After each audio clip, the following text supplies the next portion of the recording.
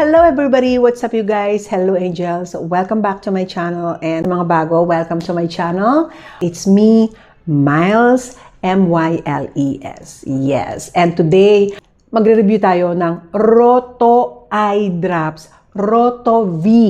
Yan. Bili ko sa Japan. Nung nagpunta kami sa Sapporo, sa Hokkaido, Japan. Nag-snow activity kami doon. Nag-snow winter wonderland kami doon sa Japan. And syempre, hindi ko pinalampas ang bumili ng eye drops. Dahil bago kami umalis dito sa Philippines, nasa isip ko na talaga na bumili ng eye drops ng Japan. Kasi sobrang hype tong Roto eye drops na to. I have yellow, volume 3 yun. Lighter blue, volume 5, and the dark blue, hindi ko pa nagagamit, yun yung volume 8. And ito siya guys. Yes, Roto V. Hindi ko alam, baka plus yan. No? Roto V Premium. So dito wala ka naman makikitang Roto. No? Makikita mo siya sa likod. So I think meron silang, yung nabasa ko, meron silang 3 variants. At na sinuggest na sa akin, ito daw best seller nila to. Kasi luma na yung dati, yung na-review natin sa shorts.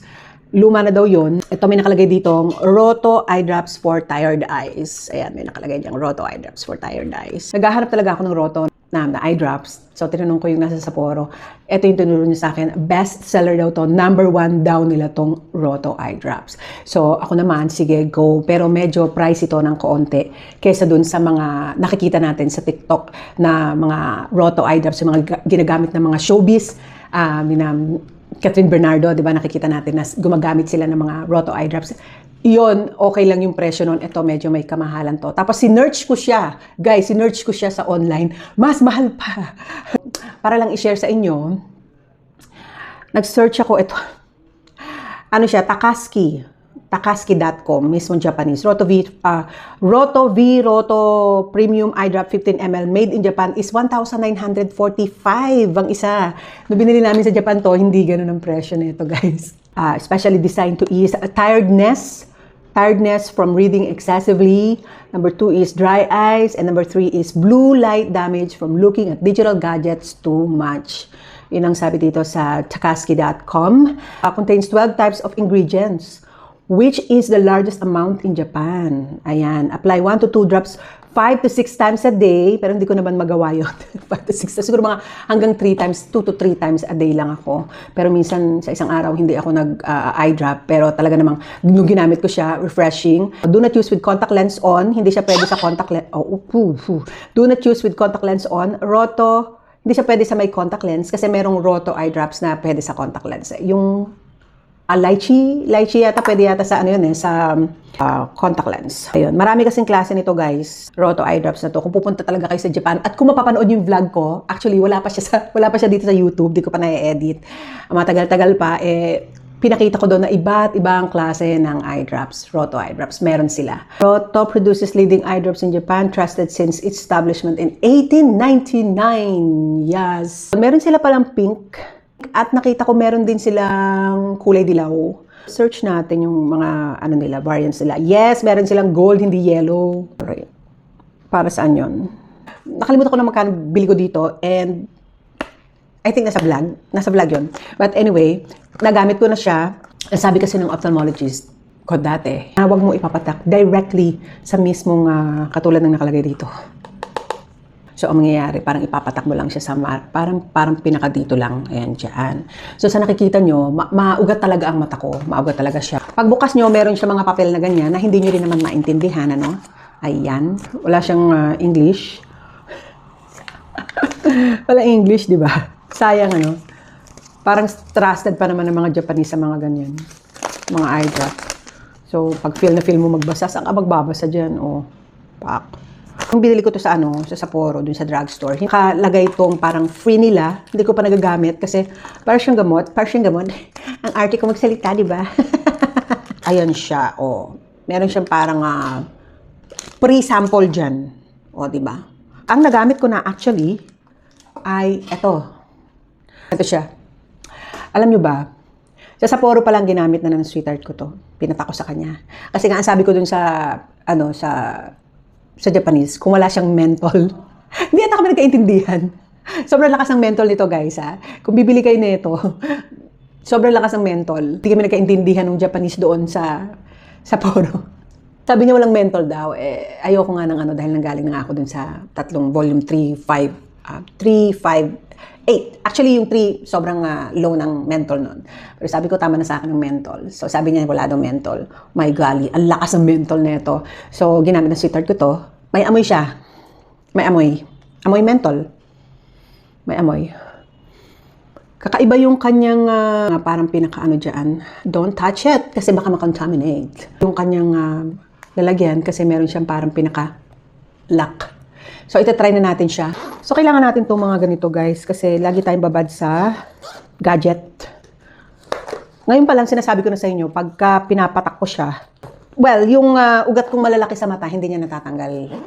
Kasi, ewan ko kung ano talaga yan. So, saan ba yun? Pulahin talaga yung aking mata, lalo na kung mahangin.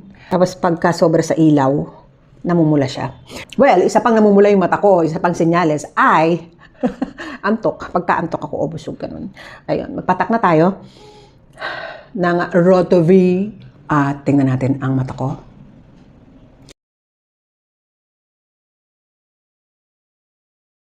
Huwag kayong magpapatak dun sa mismong black. Patak kayo dun sa baba nun, sa baba. Okay. Amoy siya compared dun sa 3 na ni-review ko sa shorts. Lakas talaga yung kanyang ano. Okay. Ayan. 30 seconds yung pagka-mint niya. Medyo may nararamdaman pa rin akong pagka-mint niya. So, running time tayo sa kung ilang minutes siya mawawala yung mga pula. So, ayun. Nag-running time tayo. And then, update ko kayo kung ilang minutes siya bago mag-refresh o mawala yung mga pula-pula ng mga mata ko. Okay? Update ako mamaya, guys. A few minutes later. Hello, everybody! I'm back! Medyo lapit-lapit tayo ng konti. After 5 minutes, yan na yung itsura ng mata ko. Hindi niya naman talaga matanggal yung malaking ugat. O, kung tawag dyan, pugita kung tawagin yan eh. Hindi siya natatanggal, pero ang laki ng baga yung sa may pula ko dito, tsaka dito sa may inner corner. Medyo na-less niya yung red, pero hindi niya talaga nawala yung mga ugat. Yung red, oo. Alam nyo ba, pag gamit ko to, parang nakaka-refresh siya ng look. Kasi di ba pagka papula o yun nga, maugat ang mata, di ba parang isa sa mga insecurity ko yan eh, maugat yung mata ko. Kasi pangit naman talaga. Mukhang pagod. Tsaka lalo pag namumula siya, ang pangit ka tingnan. Kaya lang wala naman ako magagawa dyan unless pumunta ako sa eye specialist kung anong gawin dyan. Pero okay na, basta importante sa akin malinaw ang mata ko. Yun ang importante. Pero sa nakikita nyo, compared kanina, mas awake yung aking mata, mas refresh yung itsura. Hindi siya mukhang pagod. Hindi siya mukhang hindi ko alam kung pwede itong word na to. I-spell ko na lang ADDICT. Hindi ko alam kung pwede i-mention to. Pero yes, ganon. Hindi siya, kasi pagka mapula ang mata, sabi nila, mukha daw ganon. Pero ayun na, yun ang maganda sa kanya. Mas fresh. Hindi pagod. Ang linaw niya, parang nagiging mukha siyang green yung puti ko. So ngayon, after 10 minutes and 33 seconds na nakalagay. Yun lang ang ating review dito sa Roto-V eye drop na to. Mas lalo siya naging clear, oh. Mas lalo siya naging clear after 12 minutes. But anyway, kung nagustuhan niyo itong video na to, don't forget to give it a like. And sa mga bago, haven't subscribed to my channel yet, please subscribe now and ring the bell. Thank you for watching, guys, and see you on my next video. Check nyo yung playlist ko kung gusto nyo ng travel, product review, skincare review, kung ano-ano pa. Hanapin nyo lang sa playlist. Baka nandun ang mga hinahanap nyo mga review o kaya travel vlogs. Okay? See you on my next video. Bye!